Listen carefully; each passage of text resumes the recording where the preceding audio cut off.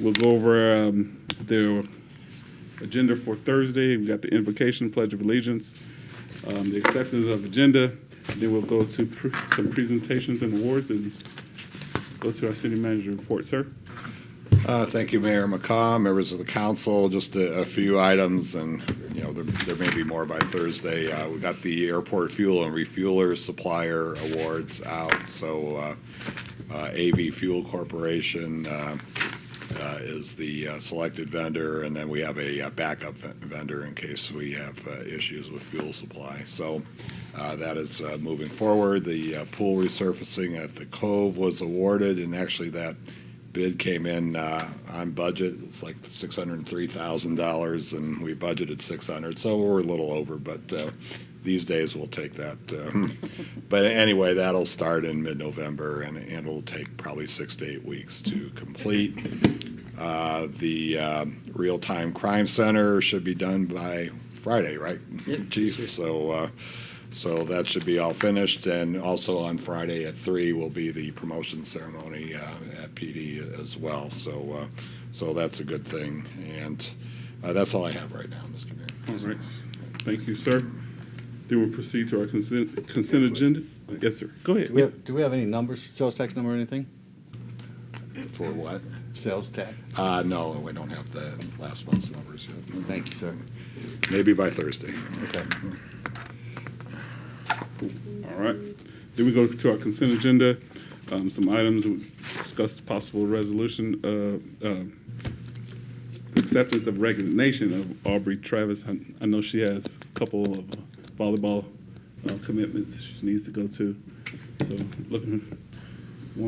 don't like to see her leave, but She's doing good things, though. yes. She's doing good things for the community and herself, so it's good. Excellent. Excellent.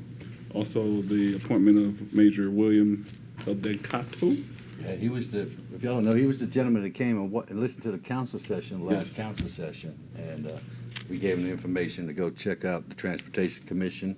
I know Ms. Flassard talked to him about it, and then I talked to him afterwards about it. So I'm glad he took action. He joined He's Excellent. active duty? active duty, yeah. So will he be able to Right on. serve his 2-year term? Yes, ma'am. Okay. Then we go to our public hearing, the codification of the code ordinances and declaration of a 30-day public period, sir. And that'll be Ms. Adams. Yes, ma'am. Mayor McCaw, members of council. This is basically a housekeeping item. This is the final, this and then the following ordinance 30 days out are the final two parts of the process when you pass ordinances, annexations, rezoning, as far as, this is the publication portion of the process. We do this every 12 to 18 months, depending on the amount of ordinances that are passed. And what this actually does is ingrain these ordinances in the city public permanent record. And we actually do publish them. We have a few hard copy books of our code of ordinances that we maintain here at City Hall. All of the actions this is not a public comment period because there is no purpose for public comment on this. All of these ordinances became law essentially after they were passed and they did their 30-day waiting period. So this is just truly an administrative function that if approved on Thursday, we'll wait that 30 days, we'll bring it back as an ordinance, and then we will request that American Legal Publishing publish us the inserts for our books. These are, when these are passed, the ordinances are sent to them already, so they're already on the website. So if you look up a code of ordinance on the website right now, all of these are already baked in. Okay. This is just our official pretty City Hall book. All right. Thank you for that explanation. Any questions or comments? All right. Thank you, Ms. Adams. Go to item number 4, request for conditional use permit for Shabbat Sierra Vista. Mr. Regular. Yes, thank you, Mr. Mayor and members of council.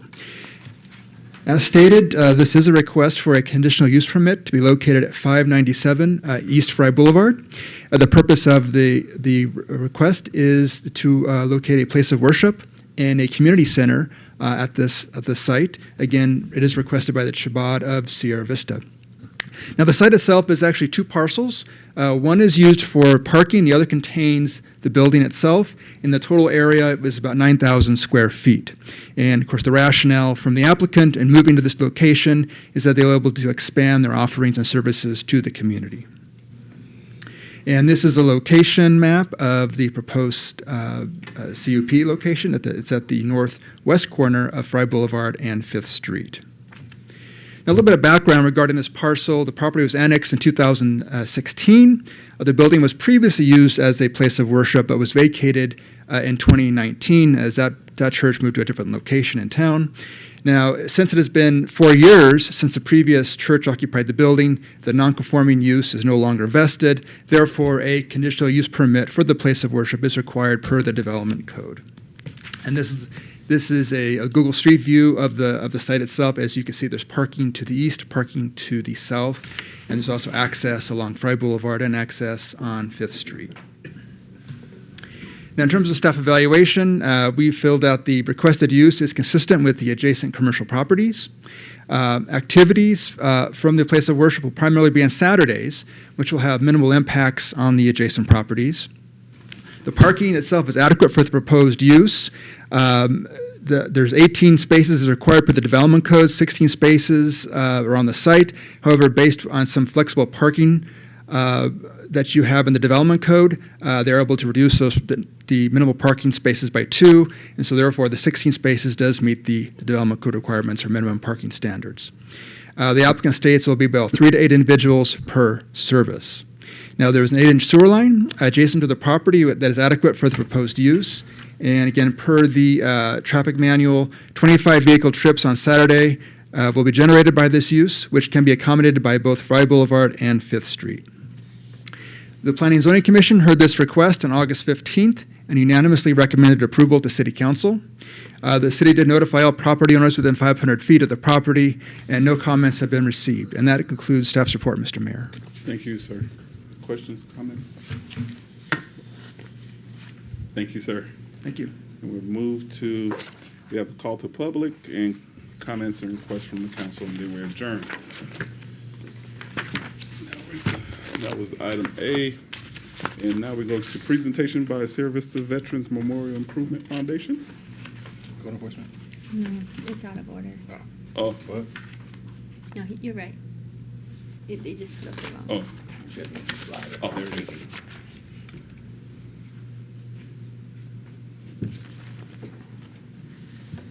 Thank you, Mr. Mayor, sir. council members, and staff for having us brief you, update you today on our project. Next slide. Or do I control that here? Yes. This button? Right here. The air room. Okay, just arrows. Okay. Well, it's not. That's a PDF. Oh, It just Scroll down. scroll down.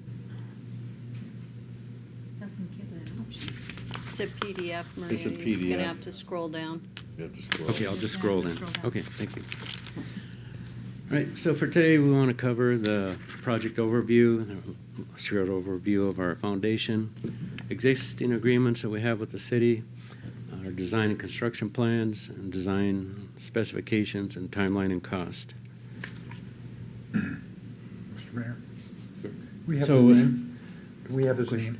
Oh, yes, sir. Sorry about that. Sir, can you state your name? Oh, I'm sorry. My name is Frank Leach. I'm the president of the Sierra Vista Veterans Memorial Improvement Foundation. I have several board members with me here today, Ken Kingsley and George Monken. And our purpose is to propose improvement of the Veterans Memorial at our Veterans Memorial Park. We intend to put in a V-shaped trail called Veterans Trail. On that trail, we'll have a series of 14 monuments that will memorialize military service members from throughout our history and across our military branches. At the apex of the V-shaped trail, we'll have a patio, and it will be a special place with the flagpole, the current monument, and a planter seat wall, which will be a place where we can have ceremonies if necessary for events. And we'll also be able to mount dedication tiles on that seat wall. We also plan to add into the along the spaces of the monuments will have pavers where veterans' names can be engraved and placed there by their family or friends. So that serves to help fund our project as well.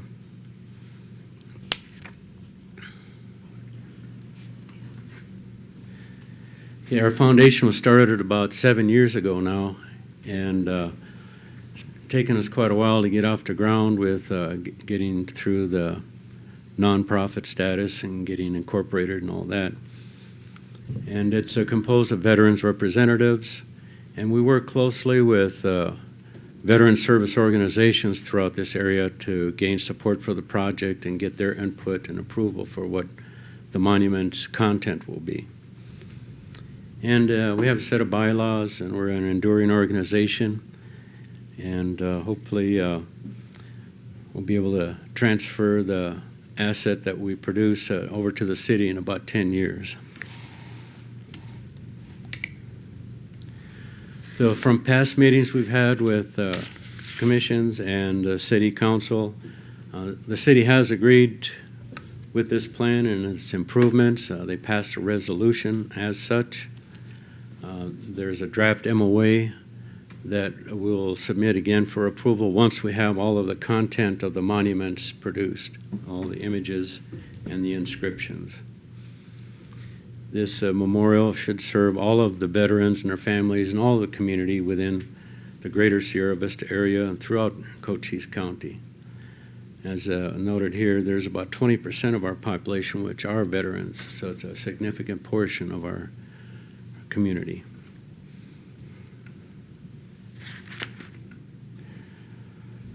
Our design has been produced by a commercial organization from Tucson. They're called Wheat Design Group. They're landscape architects, and their plan is suitable for putting out with requests for proposals. So they did a very good job for us, and they also produced an animated video of the project, and you'll find a link for that in the last page of our presentation. So as I said earlier, Veterans Trail, if looking at it from a bird's eye view, it's a V-shaped trail. It'll connect the west and the east parking lots. It'll be 12 foot wide. 6 foot of it of the width will be paved, so it's easy access for anybody, especially for those with disabilities. The other 6 feet will be the paver area that surrounds the 14 monuments that will be installed. And as I mentioned earlier, at the apex we'll have a plaza or patio, and it'll have the flagpole and a planter seat wall. And we'll also reposition the existing benches we have there, the memorial benches, so we keep those within the scope of the memorial upgrade.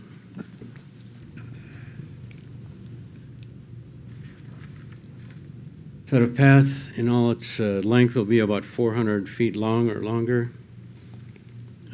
Each of the monuments takes up a physical space of about 45 inches or 48 inches in width, 24 inches deep, and about 36 inches high.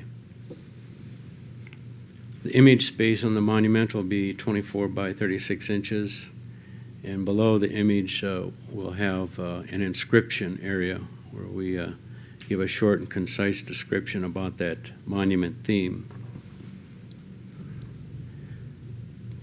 Accommodations or constraints, we'll need to have watering facilities installed for the flower bed, and we'll have lighting for the flagpole and the entrance.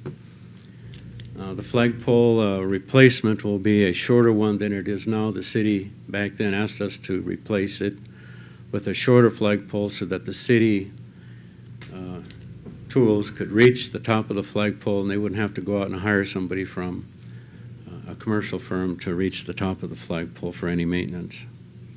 Is that still the case as our vehicles? There's been a few years, but do we still not have a vehicle that can reach that top of the flagpole? I know it was for maintenance is here right now, I think, but Mr. Mayor, Councilman Rodriguez, I believe the tallest vehicle we'd have is one of our streets bucket trucks, and I would have to verify the height on that, but I don't think it's changed substantially. Okay. Although we are getting a new one this fiscal year, so I'll verify the height of that. Thank you. Chief Jones has a couple, but I don't think they would do very well on the dirt in the park. Training exercise.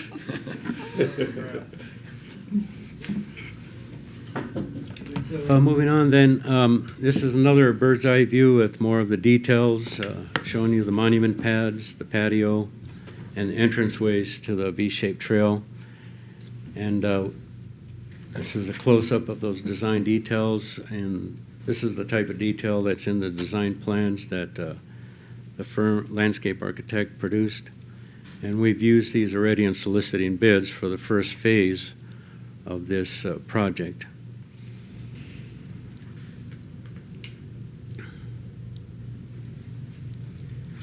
I mentioned that we have 14, if I can get all of them up here, we have 14 monument themes. Each one is to recognize a portion of the military community, whether they're soldiers, Marines, airmen, Coast Guardsmen, and even lately now we've added the Guardians as the members of the Space Force that we'll recognize.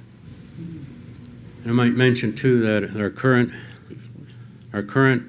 monument lists 5 military branches, and so in this process of improving its location and appearance, will also produce a no face on that monument that includes the Space Force logo as well, in addition to the 5 that we currently have there for the Army, Navy, Air Force, Marines, and Coast Guard. And in this slide here, you can see off on the right side column, we're indicating which of the veteran or service-related organizations are helping us with the curation for the images. So we have good buy-in from the public.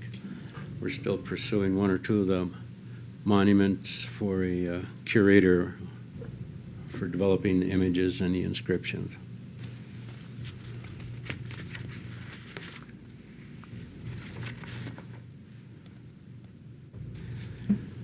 So on this monument layout here, we superimposed where those, a draft proposal on where those monuments would be positioned based on their seniority, so to speak, so that we put them in order of when they were conceived or established by law.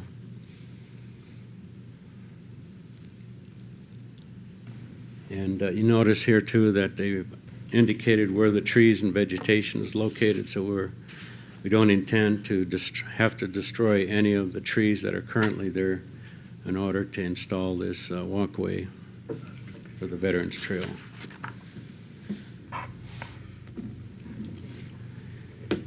So each of the monuments have a similar appearance. It'll have a black granite face on it, and the images that are developed will be inscribed by computer, so I have a very, very fine granularity on quality of the images. Below that on the monument face, we'll have an inscription which describes that theme. In this case, it says the veterans. And on the right side of the monument, we'll have an attribution for the organization or VSO that helped curate the monument with the images and inscription to recognize their efforts.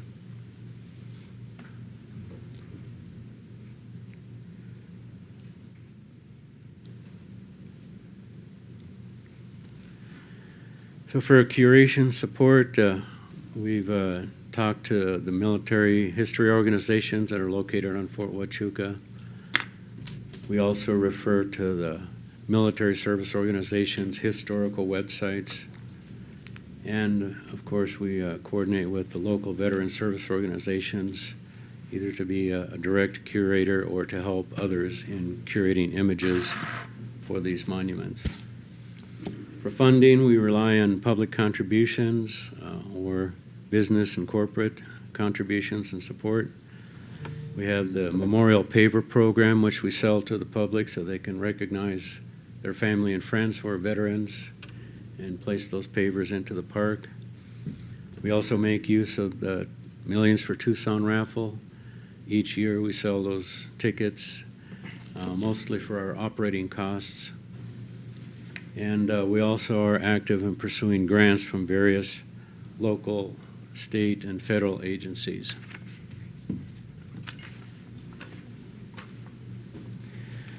So the sequence and approach for building the Veterans Trail would be first to be put in the path, the planter seat wall, the pavers, and the flagpole. That first phase, if we have enough funding by that time, we would like to start by the second quarter of next year. We're not sure we'll get there, but we're working hard in getting the additional funding we need. Right now, we're at about 20% of our goal for starting the phase one. It'll take about $100,000 to begin construction, and we're roughly at about $25,000. So we're still pursuing the funding for the initial construction efforts. The second and third phases will involve the acquisition and installation of the monuments. We envision a second phase for the first 7 monuments, and then the third phase for the last 7 monuments. And each of those will run anywhere between $18,000 and $24,000. And we also estimate about $10,000 probably to update the current monument with the update in the organizational structure of adding the Space Force as one of the military services. So fund to date, we've raised probably $33,000, maybe a little bit more by this time. On hand, we have close to $25,000. Our major expenses to date have been doing the site survey and the landscape design plan, which I mentioned previously. We've had some donations locally here from Legacy Foundation of Southeast Arizona. SSVEC's donated. The Fort Huachuca Sergeant Majors Association, the Military Officers Association of America. And we list there some of the organizations that we've been submitting grant requests to, where there's the Arizona Veterans Donation Fund, the Congressionally Directed Spending, the Arizona Community Foundation, the Mellon Foundation, and so on. We haven't had too much luck with those yet, but we learn from each submission and try to improve it to meet their standards for consideration. As I mentioned earlier, for local fundraising, our local and business contributions have exceeded about $9,500. And with the memorial pavers, we've raised about $3,200 to date.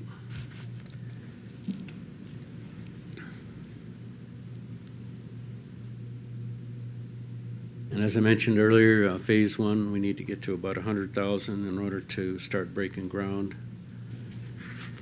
And before we break ground, though, we'd circle back with the city council, get a final approval before any of that work starts. Phase 2 and 3, we'll do those in increments of 20,000 per monument. In the phase 1 effort, we did have 3 bids submitted. In order to process some of our grant requests, we had to have bids from construction entities in order to send with our application. So we had 3 local firms that had submitted bids to us for the phase 1 effort.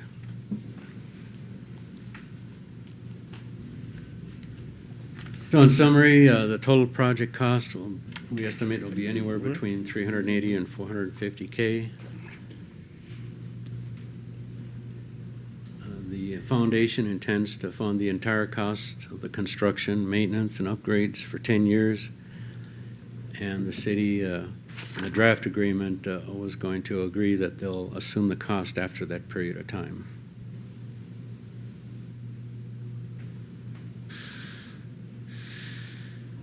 The points of contact are listed on this slide. Glenn Holm is the chairman of our foundation. I'm the president. And we also have a website that you can refer to. It describes all this information in much more detail.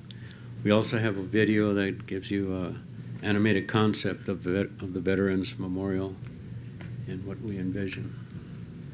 So at this time, is there any questions from the members? Questions, comments? Mr.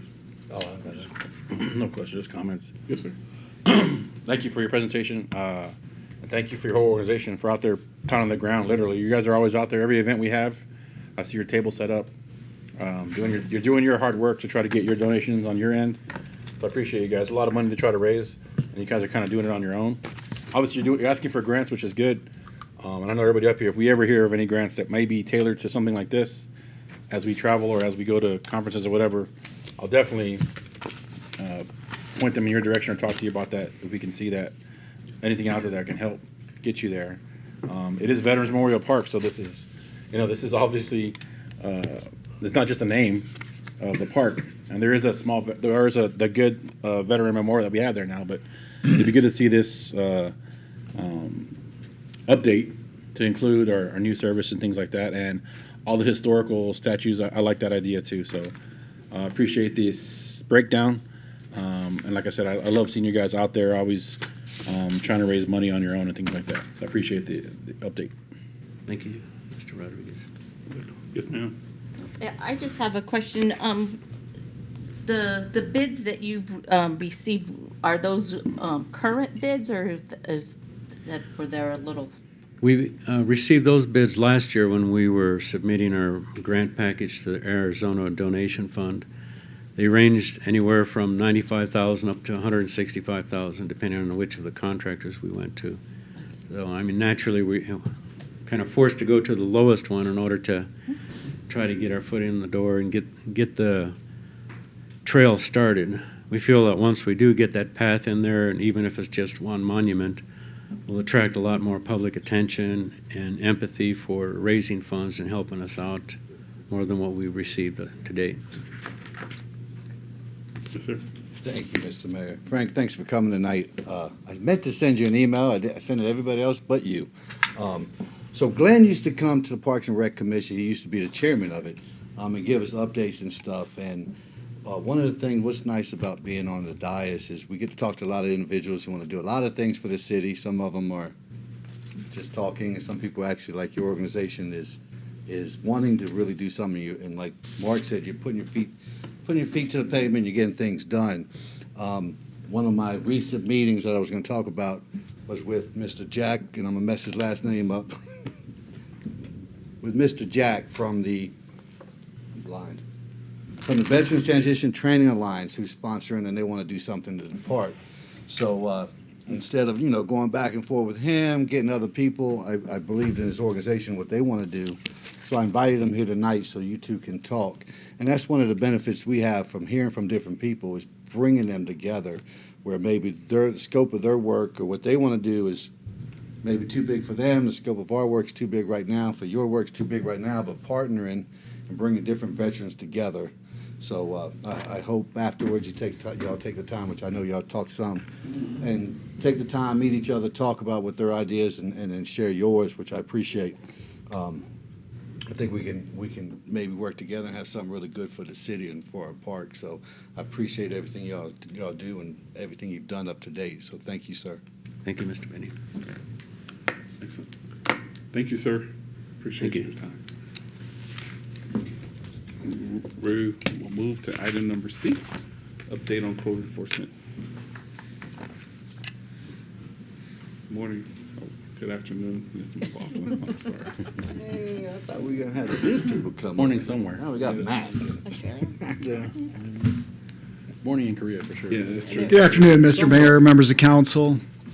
It's good to be with you today.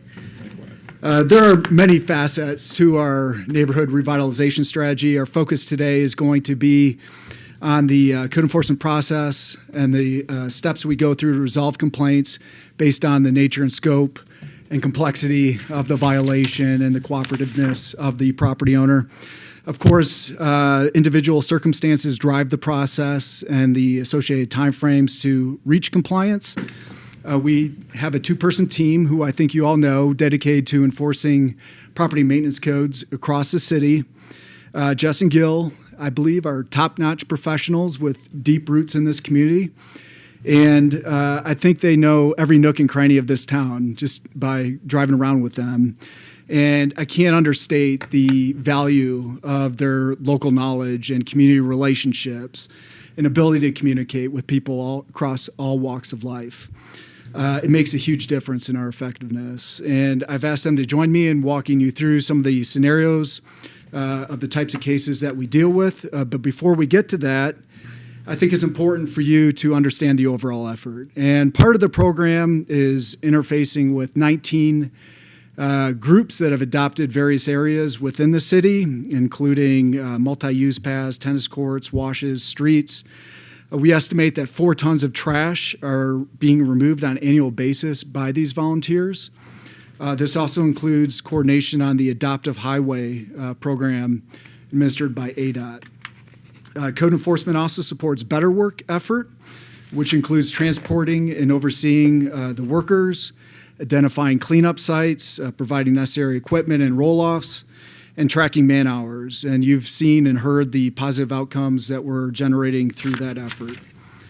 Jess and Gil also accompany Corporal Borgstadt at least twice a month on proactively engaging homeless encampments around the city to stay on top of that situation. They also interface with state agencies such as ADOT, the State Land Department, APS, CPS, in the course of doing their jobs. They also support and coordinate other departments such as Finance, Public Works, Parks, and PD. Last fiscal year, they distributed over 100 notices for delinquent sewer sanitation accounts to great effect. Gil assists with Spanish translation, traffic control, removing debris from the roadway, and other matters. They're always looking for ways to be of service. This chart illustrates their allocation of focus, and of course, this fluctuates based on the amount of cases that are coming in. Generally, we're responsive to initiating an investigation within 24 hours of receiving the complaint. In terms of issues and challenges, remote property owners, LLCs, and trying to find names and phone numbers of responsible parties can be difficult. While letters are the official way to communicate, we get better results by talking with people. In terms of rentals, there are unfortunately some landlords that don't invest in maintaining their properties and let them run to the ground. We do investigate complaints to ensure minimum housing and life safety codes are being met when we're invited inside by the tenant. Foreclosures being broken into by squatters was a bigger issue when I started back in 2015.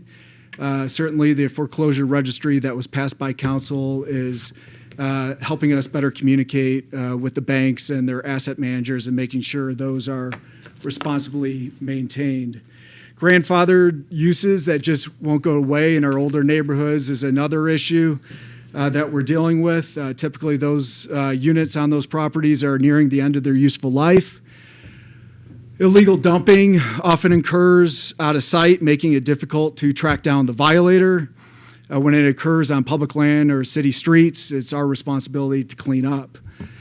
Staying on top of weeds and overgrowth ahead of fire season and through the monsoons is always a challenge by virtue of the number of cases.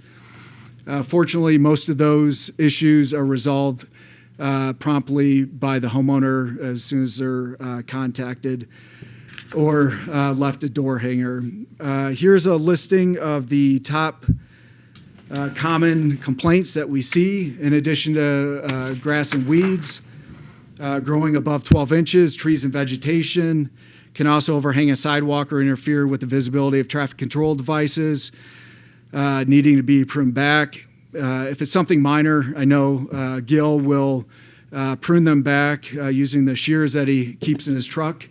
Otherwise, we'll contact Public Works to deal with that or the homeowner when it's their responsibility. Illegal dumping, trash accumulation, blight, inoperative vehicles, unsafe structures, basketball hoops in the right-of-way, excessive animal waste or other violations that we handle on a routine basis. This chart shows the breakdown of the highest percentage cases over the past year. In terms of priority focus, we concentrate on the cases that pose the most impact to our neighborhoods in terms of health and safety.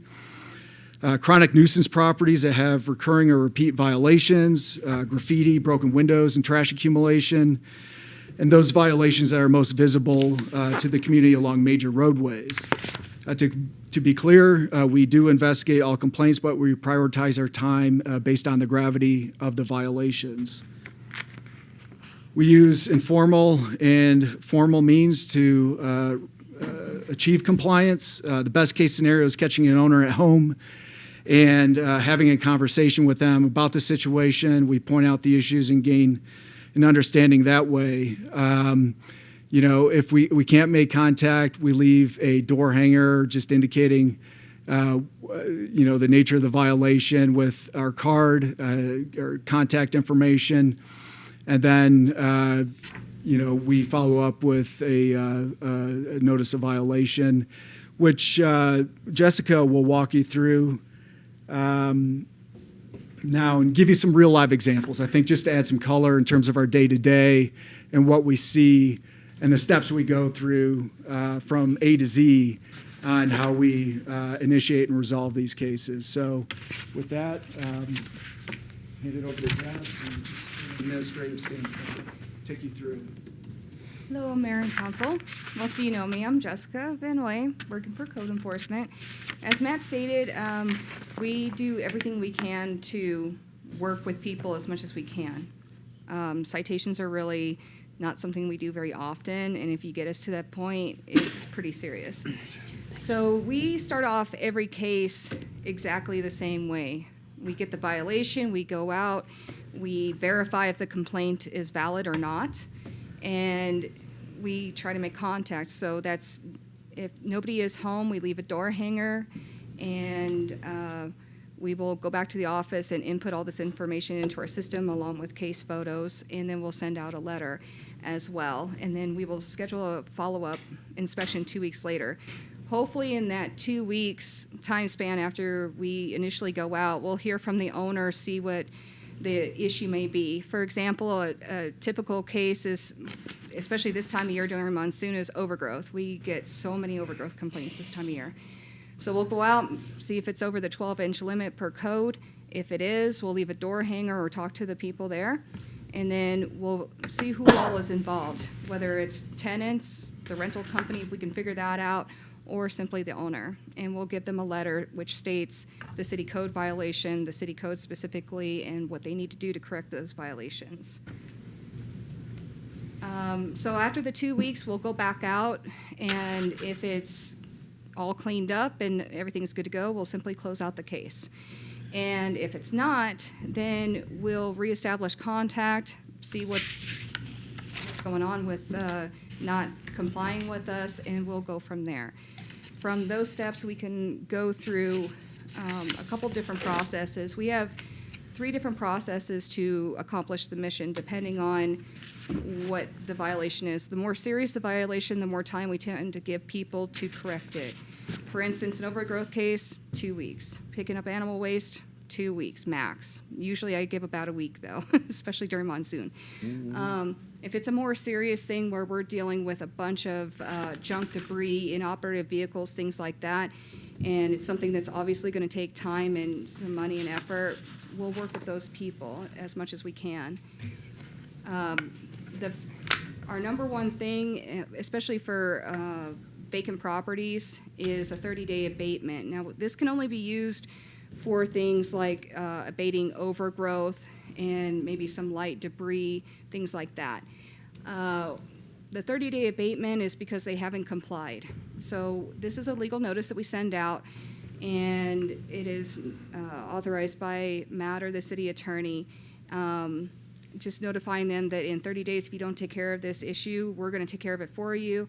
Whatever that cost is, we'll bill you. If you don't pay the bill, we're going to place a lien on your property. And with that, we do another 30-day inspection and decide if it's done or not. If it's not done, we'll go get a landscaper, get it done, and go from there. The one thing that we don't use very often is an administrative consent order. This has only been done a few times in my 8 years here. The most recent time I can remember is 11 Witten Street. It burned up and it had a lot of animals and stuff in there. The owner's insurance wasn't going to pay for anything because she was underinsured. And this was a very long process. And it was a very heartbreaking process for the owner as well. What we did is we brought in the owner and we explained the rights and lefts of where we are versus what she needed to do. This was a very unsafe structure, everything had burned, and there was a lot of hazmat, animal matter, things like that involved as well. So we drew up an agreement between both parties, had it recorded onto the property, and then from there, she authorized us to go ahead and hire in a contractor to demolish everything by placing a lien on her property, which that lien is still existing today. And in this case, because she agreed with us, she did not have to get a citation and go to court and make it even messier than it was.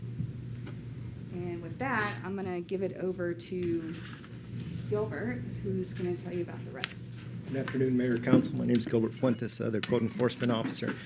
Jessica said most of our stuff is resolved, and we get a compliance better than 90%. We go back after the 2 weeks, the letter says, we drive by, everything's taken care of. We don't even have to stop. We just come back to the office, close that case out. When they don't get done, then we have to follow up a little bit more. These administrative orders, like Jessica said, they're not generally done because when the property's bad and we have to go in there and either remove property or seize property, we need police department help. And no police officer is going to stand by while we seize another person's property without a court order. That's how we have to go to the next step. So we need to go and get an administrative court order. We do the court petition. We send it to our city attorney. He reviews it, doctors it up, whatever he needs to do, the legal thing, sends it to the court. Then we get on their calendar, get a court date scheduled. Once that's done, we go court. And then if people show up, there's a regular hearing. If they don't, we have a hearing without them. And then we're given another 30 days before we can take effect on that, give them another 30 days to take care of the issue. Once they don't, then we can serve that court order, and we have police accompany us. Prior to that, we have to do a bid process if it's over $10,000. If it's under $10,000, we can do a direct hire, have somebody else do it directly. And then we have PD with us, make sure that everything's safe, people are cleared out of there, and then we either go as far as demolishing the property or just cleaning up around it where there's a lot of litter, debris. There's usually a lot of inoperative vehicles, bicycles. I'm sure you've seen some of these properties. Some examples of the court order situation, we're on First Street where we've had a lot of problems, I'm sure you all know. The first two that we had over there were 108 and 111. We went through this whole process. Both people even got cited. That didn't do nothing. They didn't clean up. We donated roll-offs. That didn't do nothing except clean it up temporarily. As soon as that roll-off was gone and the city wasn't sponsoring anymore, property get junked up again. So we finally had to go to court with these people and then physically remove them from the property, and the property got demolished and cleaned up. And that's what started that process up there. Is that going to be the same process for the one on 7th as well? On which one, sir? 7th? On 7th? Mm-hmm. Oh, and you're talking about Charles? Yes, sir. Most likely. Right now, they're cleaning it up themselves, but actually they called us there, was it Friday we were there? They called us, they wanted to see how the process was done. They cleaned up a lot, but there's still a lot there. So when's that? That's the last day for that? So we go back to court on Tuesday. So we can decide at that time between code enforcement and the city attorney whether we want to give them additional time based on the fact that they've been cleaning up, or if it's too much and it's not happening, because I don't know if you're familiar or not, DA was involved in a search warrant there. Sure. So there's some other issues going on there. So the city may just say, look, we've given you the time, it's not done. We're going to step up and do it within 2 or 3 days and get it all removed from there. But we've done that before on properties, and if the same people are still there, it turns back into the same place after about 6 to 8 months. You know, an example of that would be 42 West James, which recently changed ownership, as in the process of getting cleaned up, where the city had spent a few $1,000s to remove a bunch of debris from that property. Same people were still there, and it got jumped up again after about 8 months. That's all I have, unless you have other questions. No, sir. Yeah, it was just, yes, sir. Go ahead. Questions and comments. I'll start with the comments. I spend a lot of time in your guys' office. You guys we get a lot of emails and phone calls about different properties and things like that, and questions. So every time I go to your office, you guys are tracking it. You guys know. I appreciate the log you guys keep for years. So you can go back years and years on some properties, and like you mentioned, some of this is just a cycle. You guys are limited on a budget, and then once you blow to the budget, and that's pretty much it. I know you guys are very trying to be as frugal as you can, so I appreciate that. You don't have a lot to work with, and not a lot of people to work with, just you two. I've seen you guys out there doing stuff like picking up shopping carts. That's not in your scope of work. I don't think that's in your job description. Or breaking up fights. The young ladies that got in a fight in the neighborhood. Yeah. You know, you turn on your lights and they scared them off and helped out the cops. So things like that. I'm super appreciative that we have you two, because a lot of times, and I know you don't get the nicest emails or phone calls because I see them as well. Well, we're in the complaint business, so.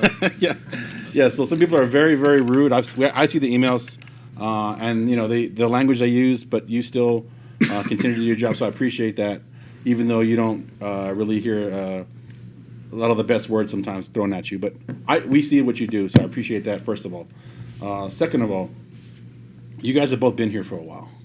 You guys have dealt with a lot of things, right? Us as a council, us as a city, we'll start at that level, right? What kind of legislation do you think would help, or what kind of codes can you see that we can do some improvements on at our level? And then what's holding you back that you've run into on the state level that's just an Arizona thing that we can talk to our state legislators when we do get their ear to talk about how we can make our city a better place when it comes to these issues that happen over and over again. I know a lot of it comes to homeowners' rights, which is normally a good thing, but when it takes 3 years to evict somebody because of the rights they have, even though they're misusing those rights, it's frustrating. Take that long to evict somebody, you just gotta go through the process of getting it served. Generally, it should be about 30 days Okay. to get somebody evicted from. I'm sorry, foreclosure is what I'm talking about, sorry. Yeah. Not The problems you eviction. run into with the state is that they're the lack of funds are coming out here, and they've got so much land throughout the state, and it all gets junked up like you see here in our area. And they've come down in the past, but it's not routine enough. So this Better Work program has really helped us clean up those areas, because we can only use it on city or state land. We can't use it to clean up private property with these workers and those funds. But it's made a big impact, and right now we're not hitting the fields because it's too hot. As soon as it gets probably late September, early October timeframe, we'll start hitting those fields again, and we've taken a lot of debris out of those state properties and city property for that matter. Okay. Mr. Mayor, Councilmember Rodriguez, I'll just say that our property maintenance code was modeled after the International Property Maintenance Code. It's pretty much industry standard across most jurisdictions in our country. Our biggest challenge is just, the issues that I raised in terms of, the LLCs buying property within town and hard to connect with. The irresponsible landlords that aren't investing in their properties. And we're really hamstrung by the state in terms of a rental inspection program. That's not something we could charge a fee for. It takes a supermajority vote by the council, and we don't have the manpower. We would need another building inspector to carry out something like that, where we're inspecting rental properties on an annual basis throughout the city. I think just, continue to spread the word and communicating with the public on what our standards are, and which may be below what their standards are, is always helpful. And legislatively, I think we're pretty well covered with what's in Chapter 150 of the City Code of Ordinances. It's just, always a challenge with the property owners that don't share the same values as the rest of the community. Okay. Mr. Johnson? Yes, thank you, Mayor. I've got a couple questions here. Other than abating the property and billing the owner or the occupant of that property, are there any fines that are imposed? And what are they? There are fines, Mr. Mayor, Councilmember Johnson. It depends. First-time violators is lower than repeat violators. And is it $500 for the first and $1,000? Yeah. So our fines start at $250 for first-time violators. For residential. From there, it doubles every single time they reoffend. Because we have to go through JP5 courthouse, they retain all of those fines. The city does not see any of it. Our elected. One other comment. In another state I worked in, those fines would be accrue on a daily basis until the violation was cured. In Arizona, each day is a separate violation, but you have to petition the court on each day the property's in violation. So if you wanted to get more punitive, it would be helpful to have an accruing fine for each day that the property remains in violation. Okay. Well, the reason I'm asking, I'm the hearing officer for Cochise County, and we impose a $750 fine, and it's a daily fine thereafter. I think it's $50. I rarely will award those types of things to the county. I'm more into the cleanup and abatement as the city is. My other question is, how many do you take to JP5 on an annual basis, just roughly? I would say maybe one a month or every month and a half. I would say probably 10 a year that Yeah. you're not going to court. Okay, Not too often. okay. And typically, what has been the results of those petitions that you take to JP5? Has Judge Kerfman ruled in favor of the city, or? We always get ruled in favor of it because you can't argue with a picture. And we take multiple photos, we present those in court, and there's no way that we would lose. It's obvious with the photo evidence how bad the property looks. Right, because as the hearing officer for the county, I try to get compliance. So sometimes I have to cut a break and give a little additional time, but setting timelines are really important, so. Thank you for your input on this, because I really didn't understand how the city did their code in violation. So this is quite helpful to me. I would also just add that it's rare that a property owner will dispute our findings. They'll often give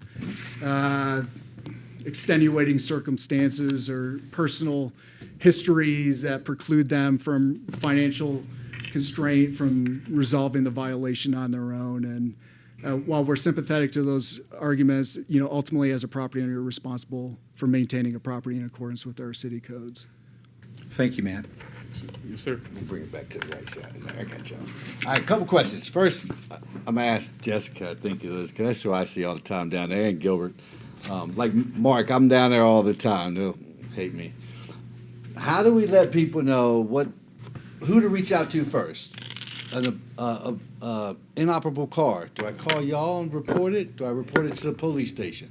So if the inoperative car is on the street, that's under PD purview. PD. If it's on their property, then you would call us. Okay, and then if I see someone, because we talked about illegally dumping, if I see someone illegally dumping, do I report it to y'all as code enforcement, or do I report it to the police department? You can, but we're gonna call PD because they're gonna get there faster than us. Okay. And to read the plates. Okay, as and then well. like illegally parking, that's police department, not, doesn't go to y'all, right? If it's on the street, it's PD, yes. Okay. And now, this one's for Matt, I think.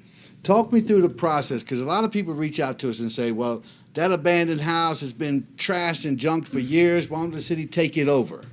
Or a commercial building that's in the same light. What's the process so people know that the thousands that are watching on YouTube, for the city to actually take a property from a homeowner or a landowner? What's that process, and how hard is that process? What you're describing is eminent domain, and Yes, there has sir. to be a legitimate public use, and economic development under, I think it's Prop 207, is no longer considered to be a valid public use. So it would have to be for like a roadway or utility or a park in order for the city to exercise eminent domain, and then from there you have to get appraisals, and there's a court procedure if it's contested. So it's Fifth Amendment of the U.S. Constitution. You just can't confiscate someone's property land. without just compensation. Right. Okay. Thank you, sir. And then another question. What's the difference between a debt lien and a tax lien? If you know, I might go to more to Nate's area, but because a lot of people think if I put a debt lien like the city would do in a fine case, it's a debt lien where you owe me $5,000. I'm gonna put a lien on your house for $5,000. Can I sell that? Can the city sell that lien to investors? That's above my head. I would think there would be some order to the liens in terms of, they're surviving any foreclosure action. I know oftentimes our code enforcement liens, when a property is auctioned, are wiped out. Yes, sir. Unfortunately. Okay. I'm not sure about tax and debt liens. Yeah, tax is different, and you can buy 'em, but that's for the thousands that are watching. Just a lot of people think, and I don't know if y'all get the same calls. Well, why don't the city just take the building? It ain't that easy. We can't really do that. So I appreciate it, and a lot of people don't know. Like we'll get called. The dogs in my neighborhood are barking. Okay, what do you want me to do? I can either call you or I can call the police department the same way they can. So a lot of people just don't know what direction or route to take to report something that's happening. So like everybody else said, I appreciate the presentation and hope everyone watching and when it's posted, they get to see and get educated. Thank you. Thank you, sir. Yes, sir. One last thing. I know we get in our quarterly update, right, when it comes to our code enforcement. What is your average year? Is it over 400? Where are we at right now? We're not even towards the end of the year yet. Well, last fiscal year was 724, I 720, believe. okay. Get it out of here. And I know it's obviously monsoon dependent and reasons like that, but where are we at right now this year? You guys are at close to there already? So, Calendar year? yeah. We can certainly pull that I just information for you. I figured you probably were close to that already this year. It seems like there's been a lot of code complaints this year already. It seems like we're probably even going to get a bigger number this year, but that's fine. It's not a big deal. Thank you. Thank you. That was good. Also, I'd like to comment, Mr. Fuentes and as well as Miss Jessica, they do an awesome job at this Yeah. little work. Talking with Corporal Bunch that works that so far 29,000 pounds of trash collected on state property, and just amazing work that y'all do, Matt. Amazing work. Looking forward to being out there again. So, any more questions? Oh, thank you. Comment real quick. Go ahead. Yeah, I just thank you so much for presenting this today and for being here to answer questions and everything. It's super helpful, and thank you for everything that you Yes, do sir. to keep things going. So I appreciate it. Yes, ma'am. Yes, sir. Thank you. I'm gonna ask one last question. I'm sorry. And then all three, any one of y'all can answer. If you could change one thing that you think would make the code enforcement better or easier, what would you change? Mr. Fuentes. Somebody. For help. These two sitting next to me. Yeah, probably another position. More help. Because two people, for the amount of complaints we get, and then the other stuff that we do now that we didn't do when I started, like the better work and that stuff, that takes a lot of time from the day before when we have to go pick up the van from Parks and Leisure. And then getting that loaded up in the morning, we come in an hour earlier than we usually do, get water, get ice, get everything loaded up, then we go pick up the workers. So it does take a lot of time. Okay. Thank you. Good question. All right. So we'll go to item number Delta, reports on any recent trips, meetings, preacher meetings. I think next week we have the League of Cities and League of Towns. Cities and Towns. Anybody else? Yes, sir. So I met with Peggy Judd. Oh, excellent. Yeah, we talked about what the county way ahead or county wanted to come full circle now and work with us on the animal shelter.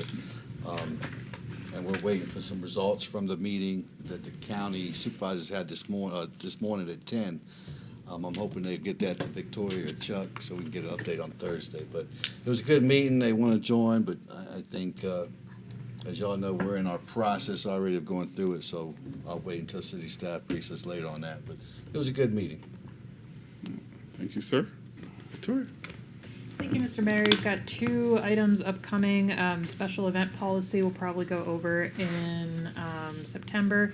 And then when you decided to make fares free and the transit system. We promised you an update in 6 months, so Sharon and her team are working on that, and we're planning that for the second meeting in September as well.